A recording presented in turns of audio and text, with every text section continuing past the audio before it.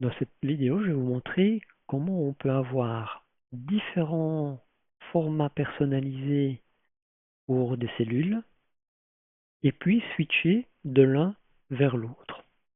Comment est-ce que je vais réaliser cette opération? Donc ici, j'ai ma colonne montant. Ce que je vais vouloir faire, donc, c'est d'avoir d'abord un premier format où on va avoir le séparateur de milliers.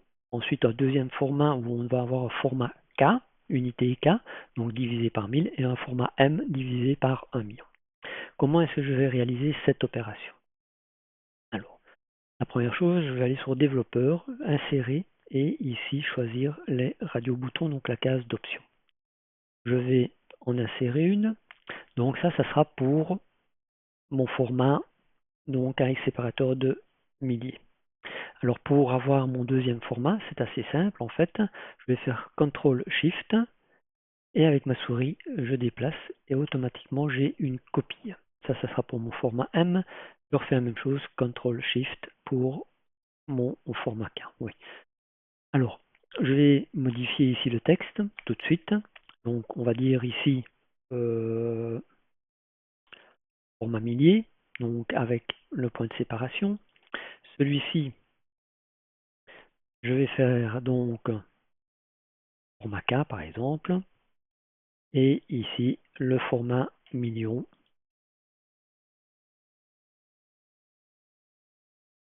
Le format M. On voit que, comme j'ai bien respecté, j'ai bien inséré un radio-bouton, j'ai fait CTRL-SHIFT, etc. Si je sélectionne un autre radio-bouton, ils sont bien liés tous ensemble. Il est impossible de sélectionner deux à la fois.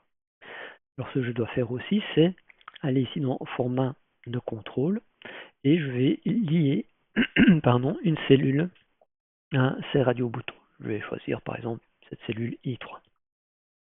Je vais la mettre en surbrillance. Comme ça, on y pensera toujours bien. Donc, mon format millier, c'est 1, mon format K, c'est 2, et mon format M, c'est 3.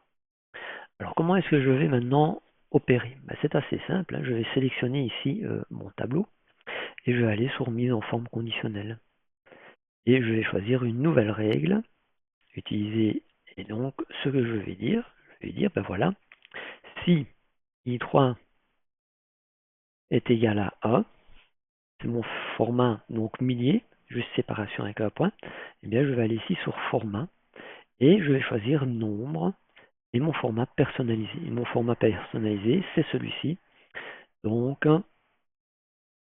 ma séparation avec un point pour les milliers et 2 décimales. Je fais OK. Je fais OK. Et j'ai donc ici mon premier format.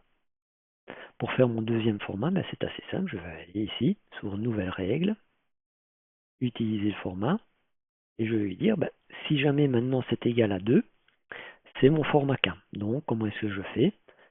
Je vais sur Format, Personnaliser, je reprends mon format où je vais toujours vouloir avoir éventuellement une séparation, mais ici, je vais ajouter la façon de pouvoir diviser par 1000. Donc, chez moi, c'est avec un point, donc on ajoute le point ici à l'arrière, et je vais aller mettre entre guillemets, il s'agit de K.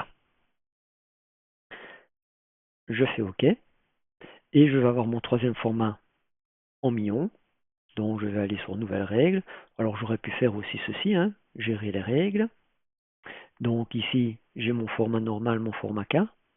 Et bien celle-ci, j'aurais pu faire dupliquer la règle et lui dire, voilà, l'éditer, lui dire que ça, si c'est 3, le format, c'est pas un K, mais ça sera des millions. Et alors pour diviser par 1 million, je dois mettre 2 format de séparateur de milliers, donc chez moi le point, donc de cette manière je vais avoir mon format million.